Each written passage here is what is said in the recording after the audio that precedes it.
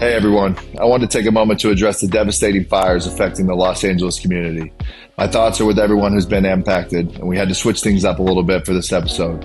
So we did our first remote interview since we couldn't be in LA. Thank you for coming together during this difficult time. Stay safe, LA. Now let's get back to the show. You plan the game for the love of the game. You want to be the best you can possibly be, and you know you guys can win the national championship. It was just so good when I was in college, having so many good ballers around me that cared and wanted to be great. Urban told me I had to follow Percy Harvin my entire freshman year of practice. Wherever Percy was, that's where I was.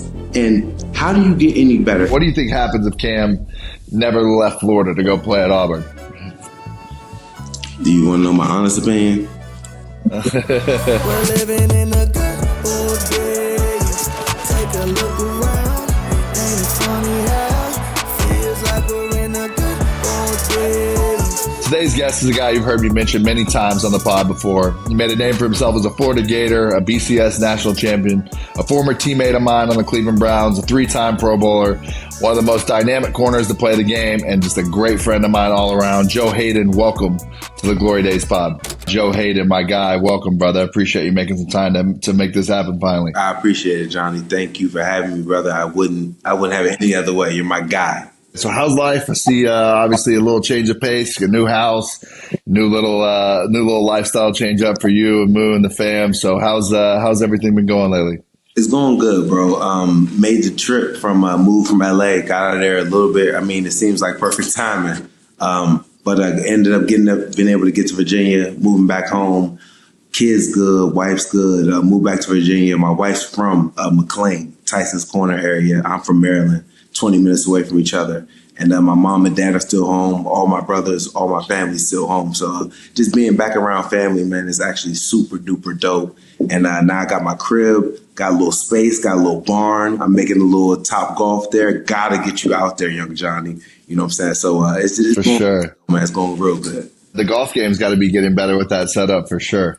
The short game. I can't hit nothing over you know what I'm saying? Because I can't be hitting other people's houses, you know what I'm saying? I can still ricochet my driver easily, but my hands are crazy now, bro. Soft hands, 30 in, I'm unbeatable. I want to start with kind of how, we got a chance to know each other. A lot of viewers and listeners, obviously, know a lot about my story, but I think, you being such an inspirational, such a big part of my story, how much I appreciate you showing me the ropes whenever we were in Cleveland and me coming into the league and even beyond football, kind of the relationship that we've had throughout the years. How did our first kind of connection start? Obviously, me getting drafted to Cleveland, you were somebody that kind of, picked me out right away, and you and Moo did an unbelievable job of always having me over and keeping me under your wing. So it's something I always, always appreciate for the most part, Y'all know, Johnny, man, it was so good, bro, meeting you. Just obviously, I was a big fan when you were coming out of college. I was in Cleveland. We had a bunch of quarterbacks, just the circulation of a lot of guys going through. So I was very, very happy, and just your college career was amazing. You were balling. You were doing everything. So I wanted us to draft you, So then getting you to the team, getting you over there, you always had that spirit, bro. You were just such a good, chill guy, you know what I'm saying? And I wanted to do everything I could to introduce you to the league, because I'm going to tell you this at the same time. People might not know, when I came to the league, I partied my little tushy off and was outside on my thing, West 6, because at the same time it was going from college to being people like, you know what I'm saying, rules. You don't really have, there was no NIL. We didn't have any money. I was in college broke. So you get to the league, it's a transformation where now you're a grown man, you have time to do your thing. So it was just so cool seeing you coming from college to the league, me being a fan, and then you just being really good dude, bro. And the relationship was cool. The bond, I just loved hanging out with you, and it was sick, bro. So whenever you come into the league in 2010, did you have somebody like that whenever you were in Cleveland that kind of took you under your wing a little bit? Man, I would say I had a couple of dudes, honestly, that really did look out for me. We had some dudes that, like, when you get into the league, it's a bunch of, you had dudes that have kids that are old, grown men, established, and already know what they want to do, have lifestyle set. You have younger dudes that are trying to figure out their way. So I had Josh Cribbs was a good guy. He's from the area, from the DMV, took me under his wing, looked out. showed me around. Joe Thomas also. Just these are more veteran dudes. And then I had younger dudes like B Mac, E Wright. They were showing me around more the city and just kind of how to move. So I kind of had a little bit of both, a little bit of best of both worlds. But I'll say like Cribbs and Joe T and DeQuell Jackson, honestly, were the one. DeQuell was the one that showed me how to be like he was a man. He was a grown man moving and doing things the right way. What was your first year like in Cleveland for you as a rookie? You know, it's obviously kind of a little bit of a difficult city to kind of learn your way around and know how to navigate it a little bit. Luckily, you know, I had you being there for 4 years already. You kind of already knew the spots and had the relationships established. But how was that first rookie year for you there? It was pretty cool though, man. I'm not gonna lie to you. I think I just came in with just wanting to embrace the city.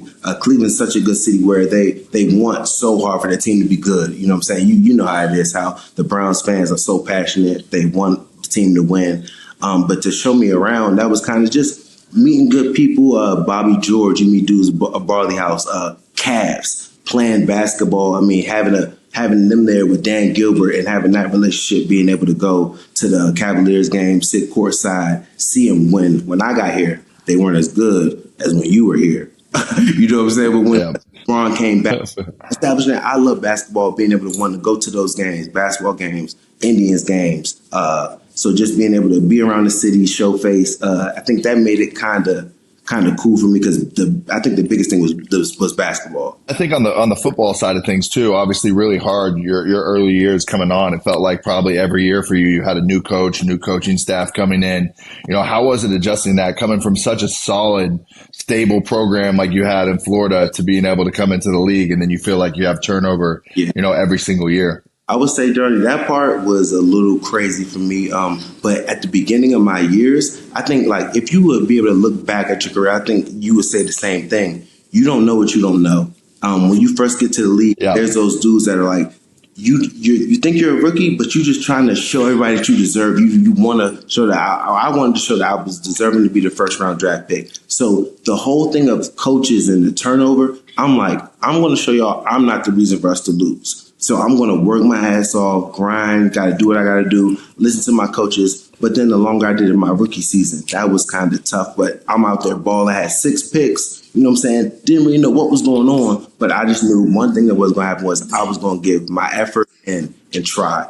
But I would say after like my 4th year, when you keep having continuing coaches, quarterback changes, defensive changes, it kind of gets to your head where now it's like, this is a business. It's not just a little thing where at college where I go out there and just play a little game, but it's a whole thing. Yeah, and throughout that time, do you think there was any times where you guys felt like, you know, there had to be a couple points through there where you guys felt like you had something going a little bit with the team, and then you get to the end of the season, you have a coach, you know, have another coach fired. Were there any coaches that you were surprised that were kind of let go, or it was kind of just, you know, one of those things where it's just the business and this is how it kind of goes? I think I would say pretty often we were pretty expecting it to happen. You know how it gets, Johnny. Once you get mathematically eliminated from the playoffs, everybody's kind of fighting for their jobs. You got people throwing other people under the bus. It's kind of an organizational problem. You don't have the coach and the GM that are on the same page that, you know, you have consistency there. So coaches are saving themselves. So it gets a little weird. But the thing was, when I was always there, we never thought that we didn't have a good team. We never were going out there thinking we were going to lose.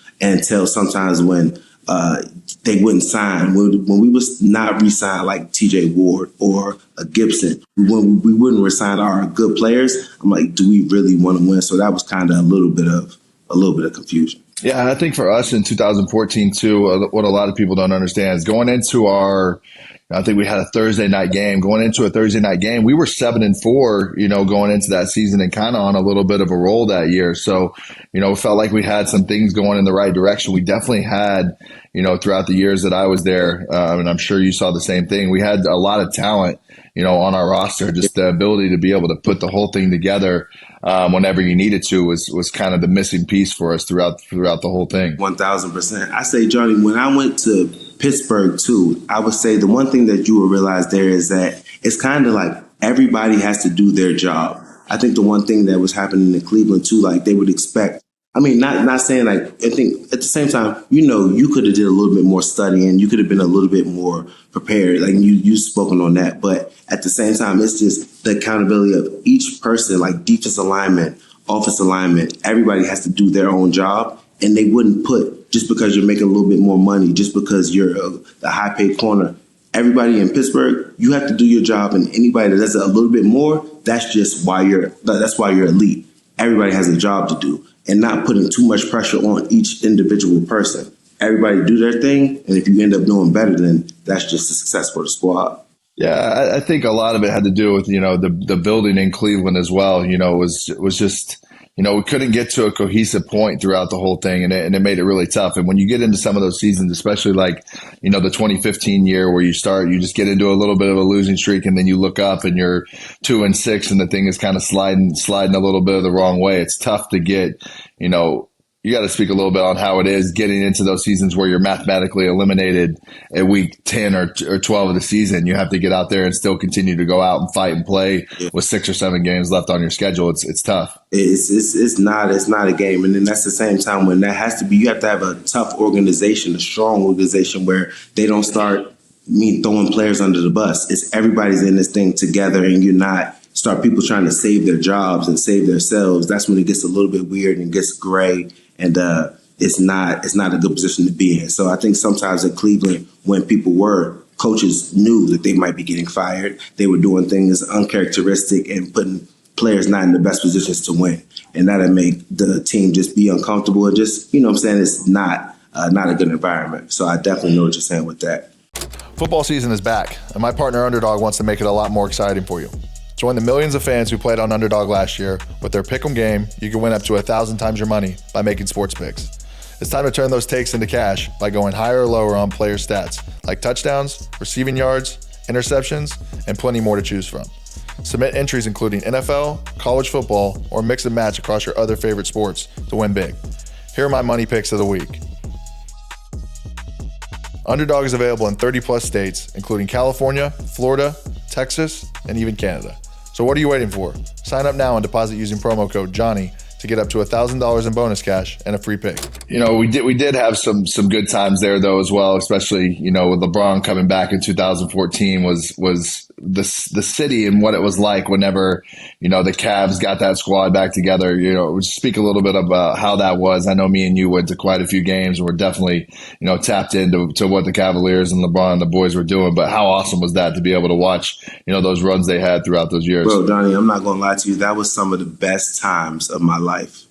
Being able to go, just being a LeBron fan growing up, seeing you loving basketball, wanting to go to the games too. We were so hyped, just the Cavs being in it, us being in the city, going to the games, having Jay-Z and Beyonce sitting courtside in Cleveland. Like, we're in Cleveland and like the show is here. So that was just so much fun because my first love was basketball. I thought I was going to go to the NBA, but I stayed under 6 feet tall. So it was unfortunately didn't happen. But that whole Cavs time was sick. Dan Gilbert looking out, my man Rhett. Shout out to Rhett for always making sure the tickets and stuff were set. So just that Cleveland vibe was unbelievable, being able to go to those Cavs games. And then you got to be there, obviously, as they get a chance to go and make their title run as well, which had to be a special thing to be able to watch that from up close. Yeah, man, that was unbelievable. We had Swish, Tristan, LeBron, the dudes, man. It was just sick, man, being around those dudes, being around that team, being around that bond. They had a really good energy. And just after the game, I'm trying to figure out whose crib we're going to. We're going to Tristan's crib to go kick it, get a little, a little hangout. We're going to Bron's Jones. It was fire. In your own words, how would you describe your time in Cleveland throughout the 2010s era? Obviously some good, some bad, and everything in between. But in your own words, how would you describe it? Just a learning experience, just being able to kind of just becoming a man, going from college to the NFL where now it's still a game. It's still a kid's game that you're playing, but it's a business. You have grown men that are trying to provide for their family, that this is their livelihood. So it's just understanding you're really good at what you do, but at the end of the day, just take it serious. I don't have to go study biology after this. I need to go know what AJ Green is running on 3rd and 2. You know what I'm saying? So just changing my mindset of this is my job. This is what I do to provide for my family. It's the kid's game that I love and I'm great at, but just making sure that this is my priority. Keep the main thing the main thing. Now let's go back a little bit even further than Cleveland, kind of where it all started for you. A lot of people don't know this, but you grew up in Fort Washington, Maryland. They didn't know that you were a quarterback. They didn't know you had the arm on you back in the day. You played quarterback and played it at a high level too, undefeated, state champion. What was the Maryland football scene like for you, and what was the quarterback position like for you? Oh, bro, the quarterback position was amazing. I thought I was going to be Michael Vick. I was basically young Johnny.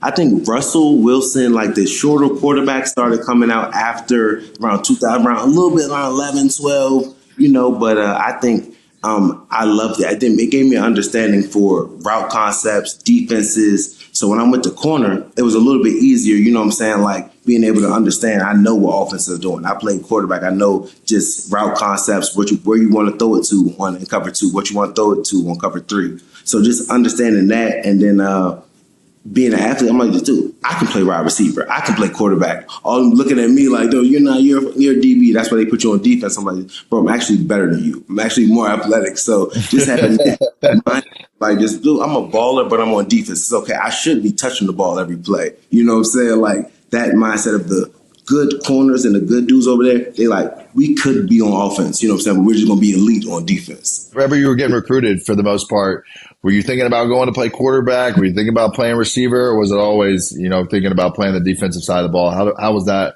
as you were getting recruited, where you were deciding on going to college? Great question, Johnny. I really, really wanted to be a quarterback. My whole thing. I thought I was maybe like, man, I go to Florida, I may be able to get some packages. You know what I'm saying? Like I can get in there, I can do it. Like I'm nice. I went there, and Tebow was there, and Cam was there, and they're nicer than me at quarterback. So I was like, okay, I'm gonna go ahead and try this receiver thing. And Percy Harvin was there, and he's nicer than me also. So I'm a realist. So I'm like, Coach Meyer was like, yo, you could start at DB. So I went to DB, and anything, you know what I'm saying, everything is what it is from there. But I honestly really thought I was gonna be a quarterback, and it just really, life hits you fast. Did you had much experience playing DB before you really got there? It was one of those things Urban was like, we can get you in to be able to play early or get a chance to start here. Such a big switch from everything else you had been doing, playing that side of the ball and playing that position, being out on an island. Had to take a little bit of time getting used to doing that. It took a little bit of time, bro. I think I played safety my junior year and my senior year in high school. So I had some tape. I was nice. I was picking stuff off all the time. You know what I'm saying? I played punt return, kick return, played a little bit of everything. So they knew I was an athlete. They knew I could tackle. They knew I could hit. And then when I was there, I was backup, and a lot of the defensive players were like, Coach, if you ain't gonna use them, send them over here. You know what I'm saying? And then Urban Meyer was like, Joe, if you said you can go and play. He said, there's a chance you could start as a true freshman at corner. He said, if you don't like it, I'll switch you back to offense. And called my dad, and then it ended up happening. Because when he told me I could be a starting corner, I was the first true freshman to start in Florida Gator history. And I was like, okay, if I can do that and end up balling, then this league might be a real thing. As you're playing in this new position, you're a freshman, you have to go up against guys like Percy Harvin every single day in practice. How was that? You had to be probably thrown into the deep end probably pretty early whenever you're facing guys like that right out of the gate. You took the words right out of my mouth. Urban told me I had to follow Percy Harvin my entire freshman year of practice. Wherever Percy was, that's where I was. And how do you get any better? And the one thing was, like, I had my mindset to, like, I don't know the corner position, so I had a really, really good coach that just always taught me foot position, hand placement, and I just watched myself on tape. I'm going to listen to you because I don't know what I don't know, so I'm going to try to do whatever you tell me to the best of my ability. Super athletic, but Percy Harvin was working me like my entire freshman year. It would have been embarrassing. We look out the tape. I please hope everybody burned the one-on-one tapes and everything, because I was getting hit, but I was like trying. I was working. And Percy got me to the position where I'm like, if I can cover him, I can cover anyone. That's probably a good mindset to have. He's obviously in college one of the greats, just an unbelievable athlete. Speaking about obviously Urban Meyer a little bit, a legendary coach. What was your personal experience like playing for him back then? Obviously committed to him, but definitely one of the greats for college football for sure. 1,000%, man. I'm gonna go ahead and give you the real about Urban. I love Coach Meyer, 1,000%, but he was a scary dude when we were in college. Very, very serious. You know, he's a special teams coach, and the one thing he did too, he hired really good coordinators. We had Dan Mullen, and then we had Charlie Strong. So he keeps really, really good coaches around him, and he's a mental guy, man. I think he had us brainwashed out there. Honestly, we were working crazy hard. Those mat drills, the documentary that you saw, the Swamp Kings, it was a rated G documentary because there was so much more, just the workouts. And Coach Mike should be locked up by how hard we were going on those mat drills, just putting people to sleep.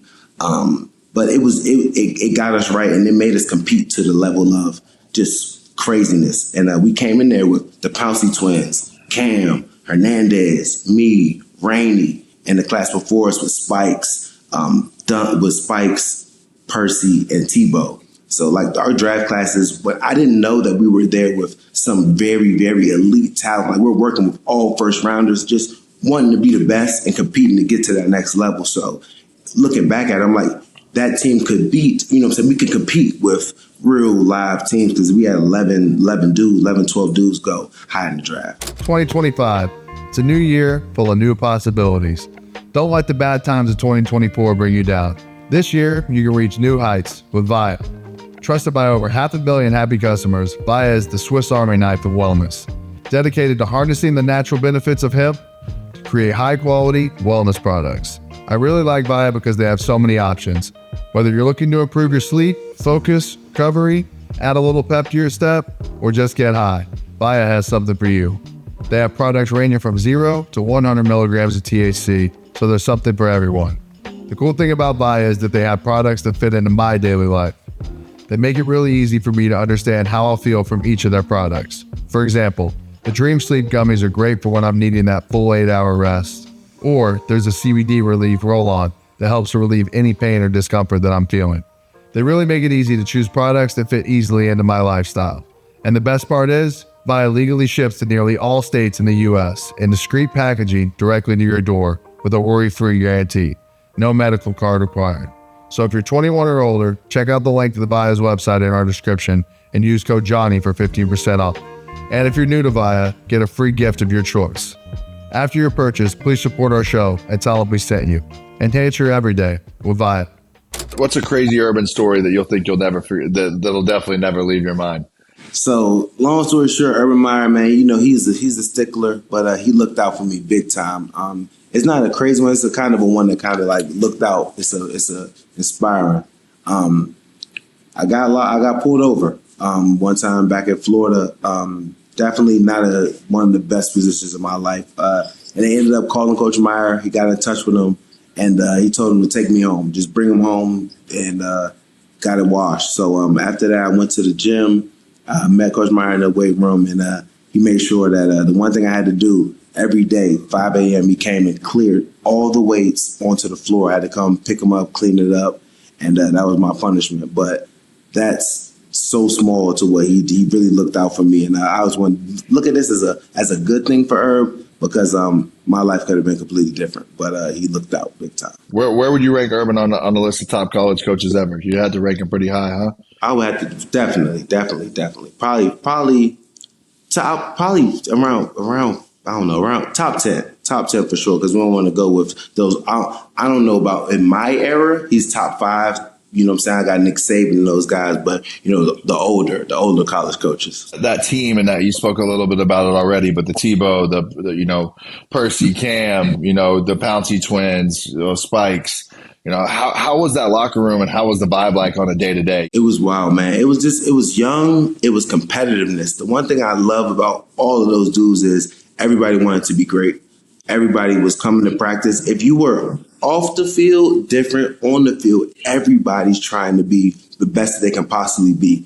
Off the field, there's different personalities. Everybody's young. Everybody comes from different backgrounds. So you meet the vibes, you know what I'm saying? It's just a bunch of different dudes. But once you get on that field and once you go to those weight rooms, it's just guys that want to be the best that they can be and that are actually that good. So just being able to be around greatness at that young age and see it, you know what I'm saying, grow, see the maturity from, you know what I'm saying, the Pounceys, from myself, you know what I'm saying, just being able, people make mistakes as kids that, you know what I'm saying, you need slap on the wrist. You're going to have to figure it out for yourself. But just being able to go through that with these talented dudes that I was with, it was like we grew up together, and that's what we always going to have a bond.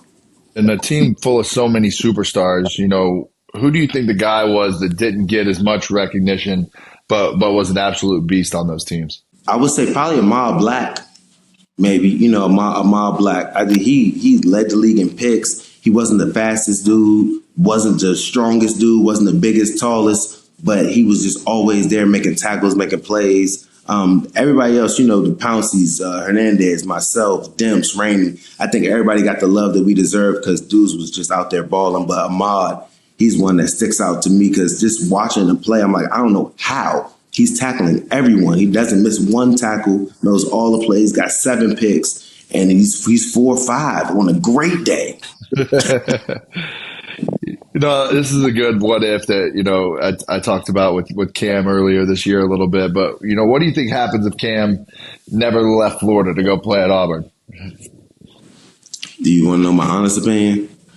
If Cam never leaves to go to Auburn, they're definitely winning another national championship. But my thing is, I don't know how much he's going to play because Urban Meyer and Tim Tebow, their relationship was so cool, and not to knock it at all. He was that guy. He's the golden child. You're not really going to get in too much. So I don't think Cam, knowing like how good and how much potential that he had, I think that he would have maybe left because he knew what he had. You know what I'm saying? So that would have been the only thing. Both of those dudes, amazing. Tebow, best player on the team. Like, he deserved everything he had. I just think that Cam coming in after Tebow, he wouldn't have been able to get what he deserves. What was the game day like, for a star player like yourself and going into the Swamp? The Swamp was super duper dope, man. Especially the one thing we did, it was the Gator Walk. We would pull a bus up and then we would walk like damn near half a mile just in between fans on both sides of the street, just screaming, super excited. But the craziest thing was Tim Tebow back in the day had genuine people crying, girls from our school, like 17, 18-year-old girls just bawling out their eyes, crying. So we had a bunch of people. It was actually crazy. But me walking through the Gator Walk to the games and seeing Tebow have people crying to see him was fucking sick. He definitely was in a league of his own and a different type of superstardom, especially down there in Florida. He definitely was, bro. Johnny, I want to ask you a question. How was that? How was it like with seeing your boy Mike Evans going crazy? You know what I'm saying? With another 11,000-yard joint span. How do you feel about him and seeing him play? And what was your relationship like with him out there? I always wanted to really I never asked you too much about Mike, and he's been one of my. Yeah, no, man, it's been awesome to see him do what he's doing right now in the league. Obviously, a guy who, a lot of people don't know about Mike is he didn't play very much football whenever, before he got to Texas A&M. He'd really only played like a year of football. Was really getting recruited to play basketball, and then we come in the same class. You could tell right away this guy was going to be a physical specimen, a beast. So to really be able to just to watch him grow, early on and be able to be such a safety blanket for me and a guy, I can throw the ball to on any single down and have the success that we had, in college, go to the draft together, get drafted in the same draft class, and then watch what he's done the last 10, 11 years has been awesome. I think I was more nervous than anything watching, this season kind of unfold. Obviously him having had the 1,000-yard streak going and stuff, and then gets hurt, misses a lot of games throughout the season, and then still, gets a chance to go into the last game needing 85 yards. And I think, I was as tapped in as anybody watching them, hoping they would get the ball back. There was a chance there where I didn't think they would get the ball back. I didn't know how much the Bucs were going to, they're trying to get into the playoff race, into this, trying to make sure they lock up the division with a win. And they get the ball 40 seconds left and they get a chance to go out there and they just throw him a quick little 1 yard out. And of course, Mike takes it and just bullies for, 6 or 7 yards. So I think for anybody that knows Mike and has got a chance to be around him, he is, an unbelievable person, an unbelievable dude, and a great football player that, deserves everything that he's doing right now at the highest of levels. So, I think you can kind of see it after he gets that record. You see how his teammates are with him. You see the celebration, what he means to the city of Tampa. So, to see a guy that you got to play a lot of football with, who's a great friend of yours, go out and do things that, nobody's done since Jerry Rice is is as badass as it gets. Oh no, bro! I already know, man. Especially, and I think shout out to Tampa Bay Bucks because the team they could have needed. They could have did anything, you know what I'm saying? You know, they don't care about that. They're to pay out some more bread, and he's so deserving of it. And I just love Tampa and Baker for making sure that they got him that, man. That was dope, and I always wanted to see how you felt about it because when I saw that happen, I ain't gonna lie, I shed a tear because I'm like, that's history, bro. And he's such a good dude. I met him. He's been nothing but nice to me. He always shows love. So I seen that joint happen. Me and my brother were sitting there, and he was looking at me. He's like, he did up like this. Yeah, he did. Go, Mike. I think a lot of times when you get, $1.5 million bonus and all these other things that get thrown into the mix, you don't really know what certain teams are going to do. And I think Tampa obviously went all out for him to put him in a situation to be able to, let him have that moment in history. It's a crazy thing if you really think about it. To have over 1,000 yards every single year you've been in the league is crazy. Bro, that's consistency.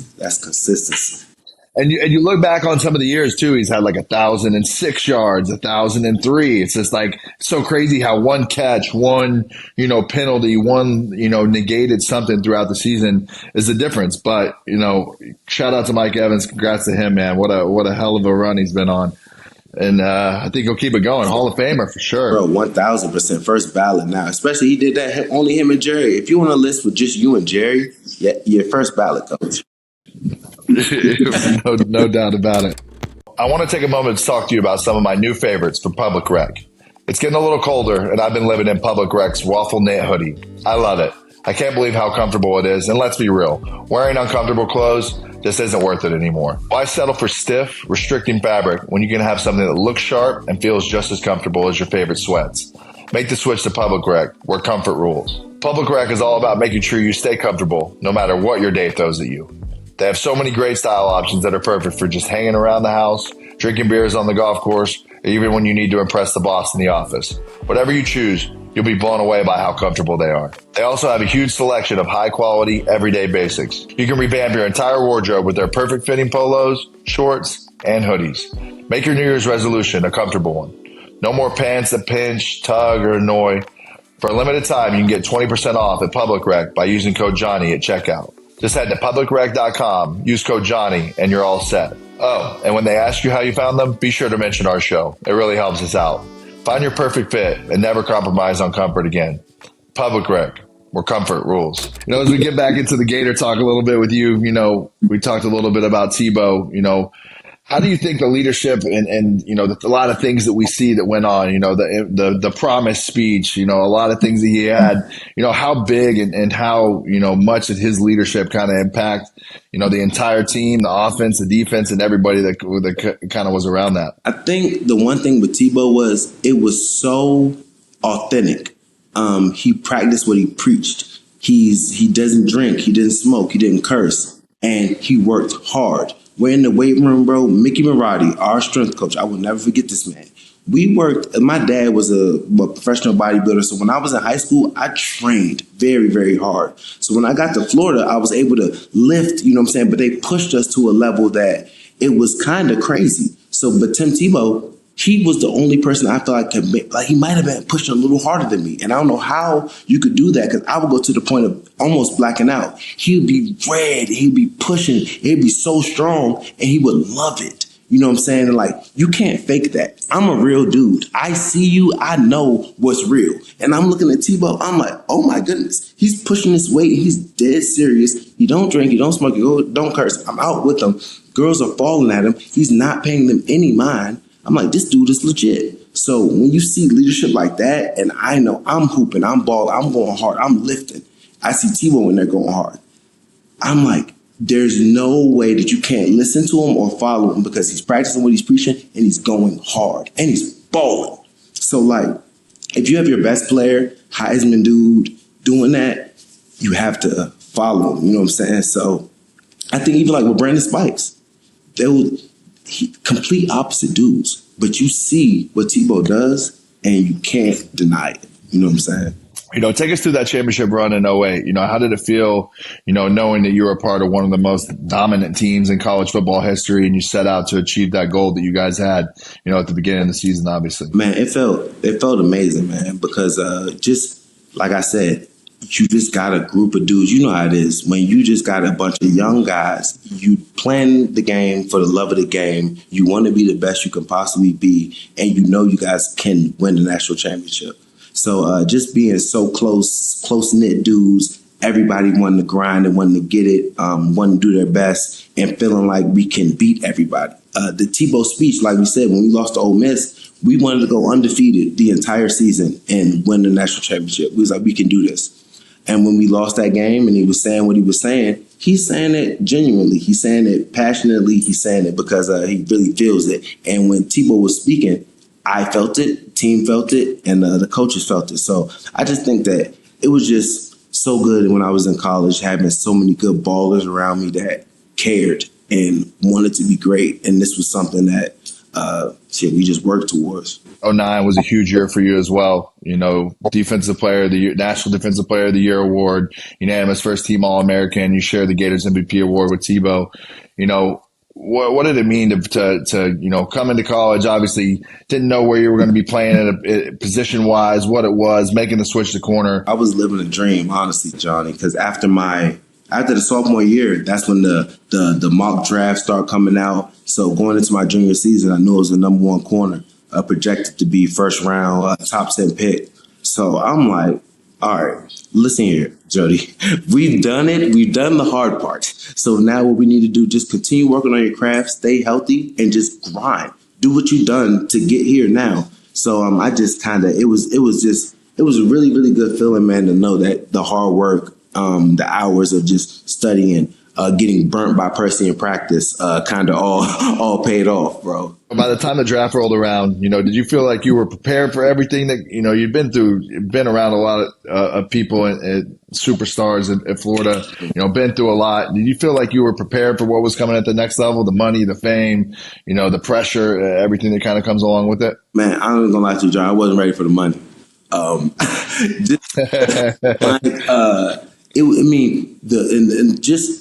The football was the football. You know what I'm saying? For me, kind of just because at the same time, I've only been playing corner for 3 years. So I'm still just trying to get to my coach, show me what I need to do, what we got to do. And I'm trying to listen to you. I don't have my own swag yet. I don't have my own stuff. I'm doing, coach, you said 2 yards off the line and inside leverage. I'm still doing that. You know what I'm saying? So I still don't have my vibe already ready. I just want to prove I'm deserving of the 7th overall pick and I'm going to fucking bust my tail. So that's kind of where I was at the beginning. As you're going into the draft a little bit, did you have an idea of where you were going to end up, where you were going to go? Was Cleveland somebody that reached out to you early and talked to you a little bit, or you kind of like, I'm cool wherever, just make it high, make it early? Look, make it the highest as it could possibly be. But so I really thought, honestly, my conversation with the Browns didn't go that good. I thought the latest I was going to go for sure was number 10. I think to Jacksonville.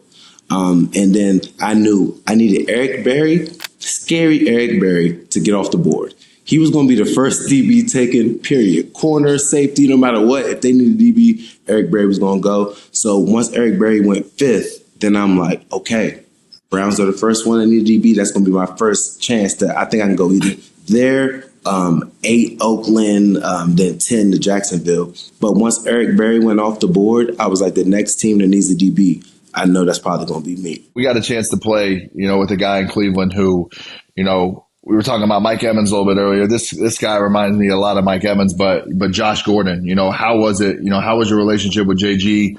Obviously matching up against him in practice. He was a bad man whenever we could get him on the field for sure. Yeah. JG was a special dude, bro. Like, literally, he was going for 200 back-to-back games. Like, people forget about how great JG was. We went to the Pro Bowl our first year, the same time together. The first year I went, JG went. So it was so good being able to play against him. And I think the crazy part was the league just had him. My man he couldn't stop smoking. You know what I'm saying? He came into the league in the program. So that's kind of a setback already, getting tested every single week 4 times. You know what I'm saying? So, I think that's another thing that that the people don't really understand is too. Like once you come into the league in the program, you're getting tested. Elite, you get up to 4 or 5 times a month. You know what I'm saying? So the people that are not getting tested are you take one test during the damn training camp and you smoke the whole damn season. Like it is what it is. Like they don't want you. Weed is not. Alcohol is worse than weed if you really want to keep it a bean. You know what I'm saying? So the dudes, you're not just going to go to, I'm going to go to the game high. If you go to the game high or drunk and you can't perform, you're going to get cut. You're not going to just go to, you'll be smoking. I'm like, shut up. That sounds dumb. You think just because you can drink, you're just going to go to practice drunk? No. You're going to have to perform or you're going to get chopped. So you do what you need to do, you know what I'm saying, to hold yourself down. But I would say the one thing with JG, that I say that to say, he got into the program and my man couldn't stop smoking, but his talent was unbelievable.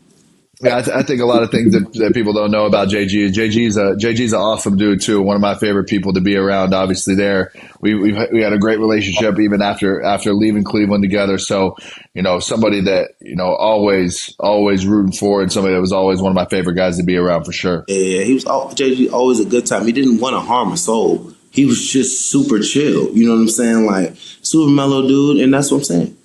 Smoking. Chilling. He's not trying to bother anybody. That's the thing that kind of threw me off a little bit with the league. Like, he's not drinking, going out, fighting people, running and doing DUIs. JG's at the crib trying to vibe. And that's the one thing, you got to be an adult. So that's the thing where in the league, where some people with the testing, I kind of like it where you get one test, you could chill and do your thing. But if you come into the program with dudes, just literally, it's a medicine.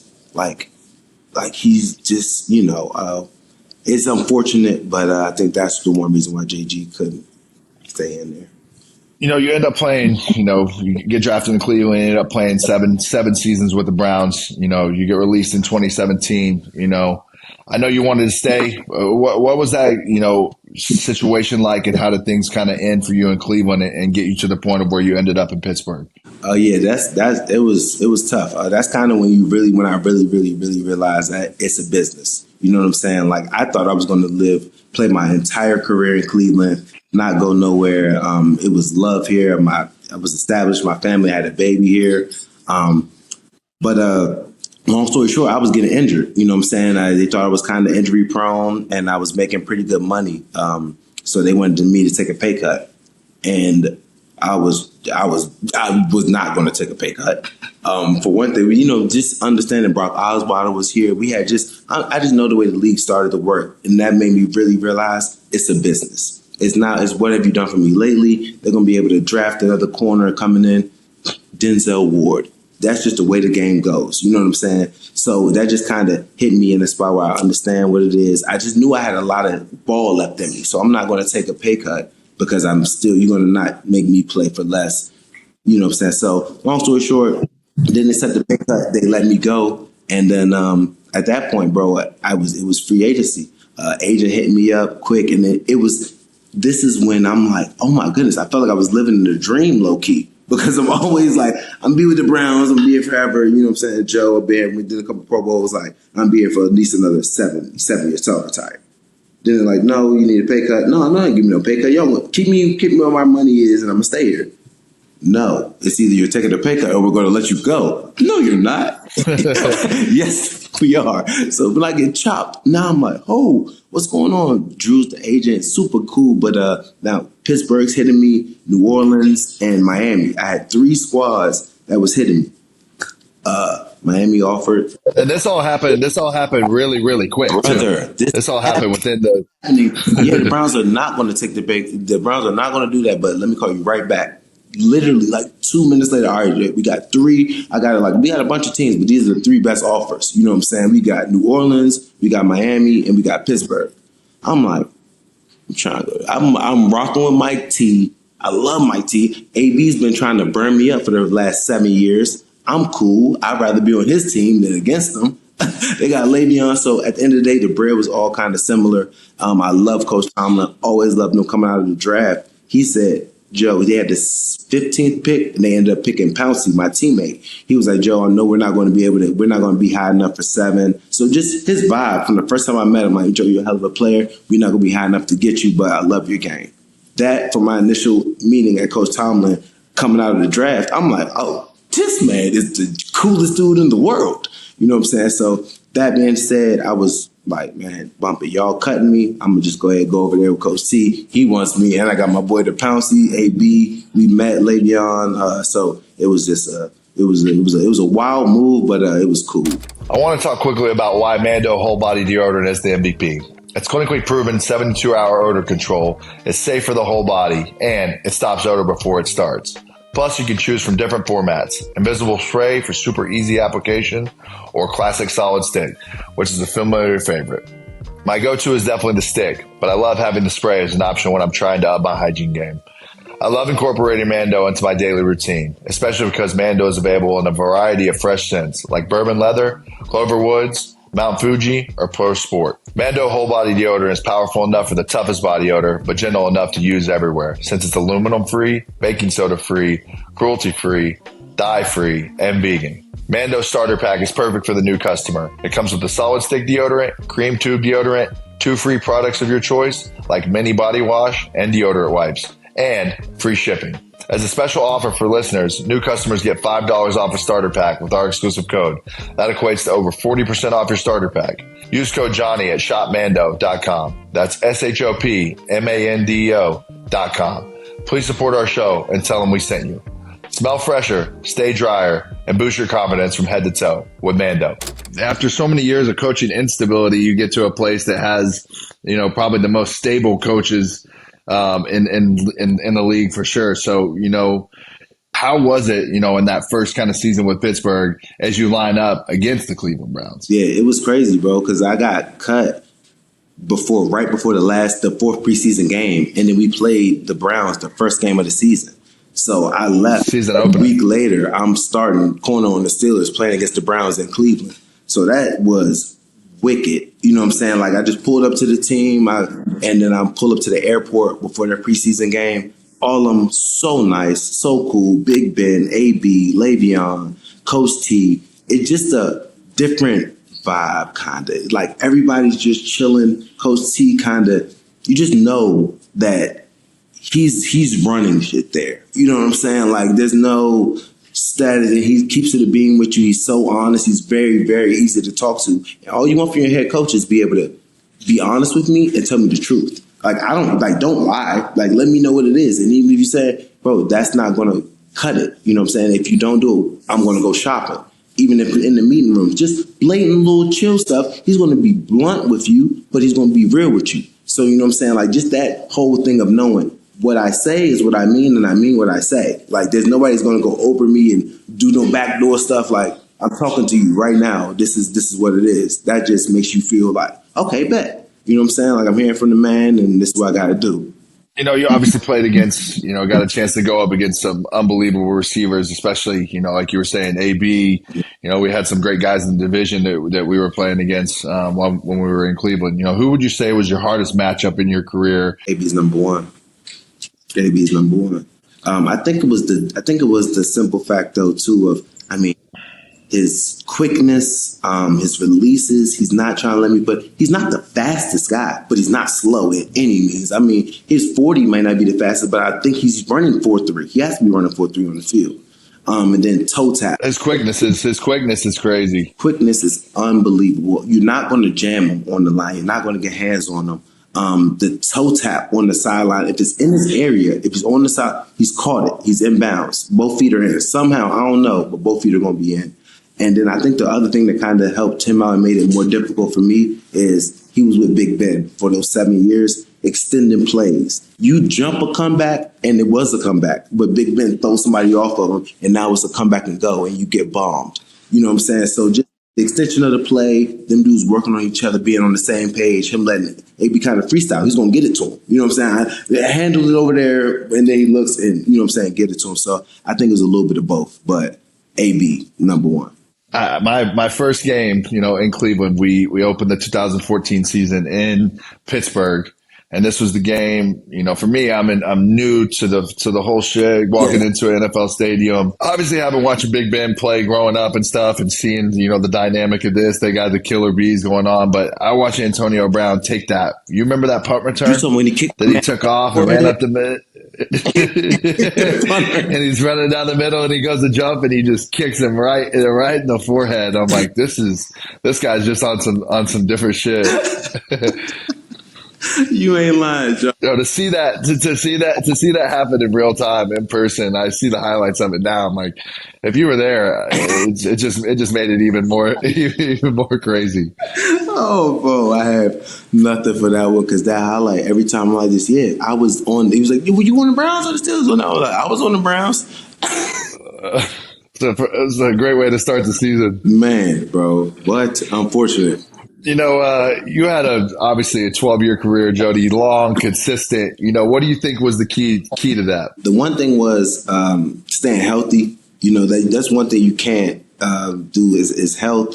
And then, bro, I ain't gonna lie to you, just the grind, Johnny. Besides me staying healthy, me just every day going to that joint and knowing next year there's going to be another first round of cornerbacks coming in. They're waiting for me to get out of the way. They don't want to continue to pay me. I think my focus of the business, the quicker I got, this is not a game. I have to be like performing at a high level. This is my job, and just making sure my body stay right and making sure I stay healthy and studying that tape and just trying to get a jump on the game. I think the longer I stayed, the slower it got. You're not making no more different plays. You know what I'm saying? Like, out be out, a dig's gonna be a dig, a post is a post. You can only make a certain amount of things. So when you start really just watching the game and it starts slowing down, like, oh, these dudes, they're running a fucking slant, a flat slant. You know what I'm saying? Like, combinations, things start coming into you, and you start feeling like you're on offense when you're on corner, and you're not fucking scared. Like, oh, I got AB right here. I'm like, AB's running a slant. He don't know I know. There's nothing you could do now. You know what I'm saying? So just being able to slow the game down and not panic. I think just studying it, always knowing you can improve and knowing it's not going to last forever. Because when it started getting tight, the older I started getting, you're not just waking up out the bed without stretching. But you better stretch, Jody, or your back's tight. You know what I'm saying? Like, you can get to the movements, but it's going to take a little longer. Was that one of the signs, when it got to the point of like, okay, maybe I'm thinking about hanging it up. Maybe I'm thinking about going to play another year. Obviously that had to be difficult on you. And Johnny, I say, when you're playing, like I said, when you're playing and you're young, I wasn't thinking about none of this stuff. When you start thinking about press, when I'm like this, I don't know if I should go up there and press because I don't know if he gets behind me, I might get beat. That's not a place you want to be at corner in the league, and then still I want to play. When I play, I want to be the number one corner on the team. I didn't want to go out there and they be like, man, Joe, like he's getting a little, he's a little older, you know what I'm saying? So you got to play a certain type of way. You got to play off. I'm worried about hitting pullers. I'm worried about hitting people. So I think that shit really starts to kind of weigh on you. And then I'm getting, what is it really worth? You know what I'm saying? So I think that kind of started putting into my thought of why I would need to get up out of there. Obviously you still have a great, relationship with both the Browns and the Steelers, but, I know you're still doing a lot of stuff for the Browns and still, really involved with them a little bit. What do you think they need to do this offseason to be more competitive and get to the point of where they want to be? Johnny, we say this all the time, man, especially in this league, if you're paying the quarterback $50 million and you can't do anything with other positions of bringing in crazy talent, your quarterback has to be performing. So I would say getting the person that's touching the ball every play. You know what I'm saying? We got to get the one. We got to get the quarterback that's touching the ball every play that can be consistent. If it's a young guy, if it's a veteran, that's just not for $50 million. Right now, we need a place with a quarterback that's young and with a future. You know what I'm saying? But we keep saying it, but it's like, what do we need? I'm like, a damn quarterback that has a little bit, you know what I'm saying? Like, we need a fucking CJ Stroud, you know what I'm saying? Like a Shador, you know what I'm saying? Ward, a quarterback that's going to be able to, we can build around him and he's not getting paid the bag, performing as a $50 million quarterback, making $3 million a year. And then we can surround him with talent, crazy talent. That's when you can make everybody around him good. And then when you need to we got to pay him, then we're going to have to figure it out then. But we need a young quarterback that's balling, worth $50 million, and then we got to be able to surround him with talent, keep Miles, and the offensive line's good. Maybe another receiver, linebacker, but just quarterback. If we get that, somebody touching the ball every play that's really like going to be there for a minute. You know what I'm saying? Like it's easier said than done. What you No doubt. What you think, young Johnny? Just keep it at a bench. I mean, that's exactly what you have to do. Yeah, that's exactly what you have to do. You got to find somebody at the quarterback position. You're obviously paying Deshaun, a ton of money right now. And that obviously handcuffs you in a lot of areas of what you can do everywhere else. And it's especially tough when, he's not playing the way that he has in the past and then he's injured. It's tough to be paying a guy like that and not have him on the field and you're kind of scrambling, from there. So definitely get the quarterback situation figured out a little bit. It's still fun to see guys like Joel Bitonio. Yeah. They got some guys on the O-line that can still play a little bit. The receivers look really good. So it's just getting the leader of your team, the quarterback position healthy and getting him back. Or, if they decide to go in a different direction. We're obviously, in playoff time right now a little bit. We're getting closer to the big game. Jody, what's your Super Bowl prediction? I mean, I almost feel like I'm really good friends with Travis and Pat. Those are the boys, those are the guys, and it's getting hard to bet against them. Just because it's like you got to show me differently. They basically lost one game this entire season, not the top of their ability. They passed on the last game of the season, and it's like if the game is close, I like Pat. You know what I'm saying? I don't see them getting blown out in the game, so it's kind of hard. Here's another great question: who you got for MVP of the season, bro? Are you reading my mind? I was going to ask you this. I think everyone keeps saying Josh Allen. Everyone keeps saying Josh Allen. Why not Lamar? I like Lamar. I would want to give it to Lamar Jackson. Literally, look at his touchdown passes to interception, his rushing yards, his team. Don't be mad at him because he has Derrick Henry. That's not his bad. Like, they're balling. Like, he's not doing nothing they're like acting like Josh Allen's a runaway because he's like, oh, he's doing more for his team. I don't want to hear that. I mean, I can understand it. I love Josh Allen, but there's no disrespect because I feel like people are playing with Lamar right now, and I think I wouldn't be mad if they gave it to him. I would not be mad at all. I think it'll be really, really close. Obviously, both guys are just playing absolutely unbelievable ball right now, but I don't think you can go wrong either way. I think Lamar's probably more deserving of it, but we'll see what ends up happening. I know the odds on it were going to win it. The odds on it were crazy. You see those odds? I was looking at it, I'm like, so they already give it to Josh? Like, am I that money I'm betting on Lamar?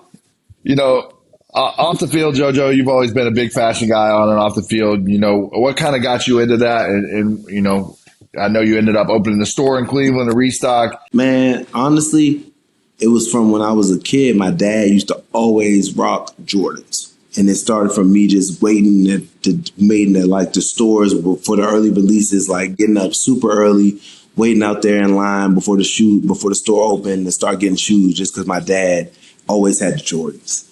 And then just from there, it just was a thing because around Maryland, the DMV, people rock Jordans and dudes got some style out here. So like Stephon Diggs is from out here, Trayvon, those dudes, like it's just fashion forward dudes like Wale. It's just people just like kind of being fresh. I think that's the thing for the DMV. So it was just something I always just looked into and wanted to have. And then didn't have enough money at first, and then you start getting a little bit more. You can know what I'm saying, dabble and start getting a little bit of things that you want. So I just was always into it, bro. Probably since I was legit. I've been collecting shoes since I was in the 5th grade. So I've been doing that for less a lifestyle. What do you think your top 3 favorite kicks all time are? Yeah, they've been giving me a lot of lists on here to ask you what are your favorite Florida players, this and that. I want to know what your favorite 3 kicks of all time Favorite 3 kicks of all times. Dang. Georgetown 17s. Those, I don't know why, they just do it for me. Yeezy 2s, the black ones. I got some PE Jordan 12s. Football in white, 1 out of 18. Obviously you started a business around this, something you had a passion for, something that you loved since you were a kid. What advice would you give to athletes looking to build something, off the field and starting a business, kind of on their own? You want to do something that you're passionate about. Definitely do your research on it. Take your time. Don't rush into stuff, just throwing money out because you can easily lose it. You know what I'm saying? So definitely look into what you want to do. Ask people that have done it before. Try to get guidance on people that have done it, that are successful. You know what I'm saying? Because you're not in a rush. Once you're the man that has the money to put into a business or an investment, you want to have the knowledge before you just start throwing your money out first. You rather get the knowledge first and then be able to invest your money instead of investing your money and then get the knowledge. So sometimes you do it backwards when you just have it. You're like, oh, I want to do this so fast. And then you are losing instead of the time when you can just understand, get a little grip on it. It's not a rush. Life, you know what I'm saying? Just get an understanding, and then you can be able to make more smart decisions in the business. What's life now look like for Joe Haden? Is there anything else that you're working on or aspiring to do in this post-football chapter of your life? Or, is a lot of your time focused on being a dad and just, getting a chance to relax a little bit? I say, man, a little bit of both. I say the dad part, man, is so good now. Finally being able to have time with my kids, being back in Virginia with my family, brothers, nieces, nephews. It's been sick just being able to see him. Like, that's something that money can't buy. It's time and just time with your family. So that's just been really, really good. And now me just being able to get back home, get my house right. I got my barn. I'm looking to do something sweet, bro. Like, I'm dead ass taking I got a little par. I got 7 holes in the backyard. I'm looking to start like a little cast where I'm having the boys just come through. I'm trying to see lowest scores, just put scores down. I'm going to have I'm making like a little complex, bro. Like, I'm going to have like a little golf, a little basketball, and I have the football field in the backyard just to have my boys you come through. You're doing 3-point contests. See when your best score on my little 21 par 3, and then a little punt, pass, and kick.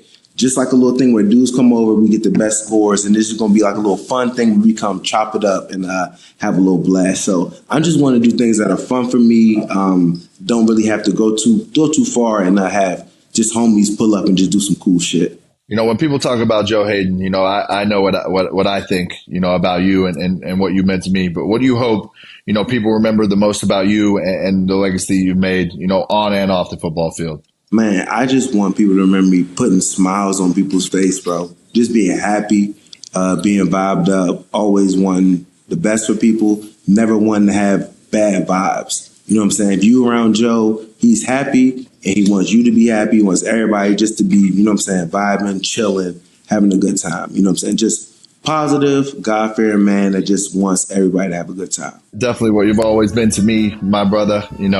This was a great time. I appreciate you taking the time out of your day to come on the pod and, share a little bit about your story. Obviously, chop it up with me a little bit.